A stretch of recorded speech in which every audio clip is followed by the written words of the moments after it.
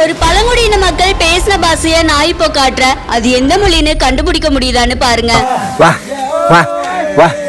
தமிழ்ல வாவான்னு கூப்பிடுற மாதிரி இருக்குதுல்ல. ஆனா அவங்க ஆஸ்திரேலியால இருக்கிற பழங்குடியின மக்கள் தன்னோட இடத்துக்கு வந்த புது விருந்தாளிய வாவான்னு கூப்பிடுறாங்க.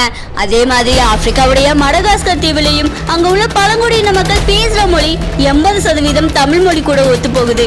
எப்படி இது சாத்தியமாகுன்னு கண்டுபிடிக்கிறதுக்காகவே வெளிநாட்டு ஆராய்ச்சியாளர்கள் சில பேர் இதை ஆராய்ச்சி பண்ணிட்டு என்ன சொன்னாங்க தெரியுமா?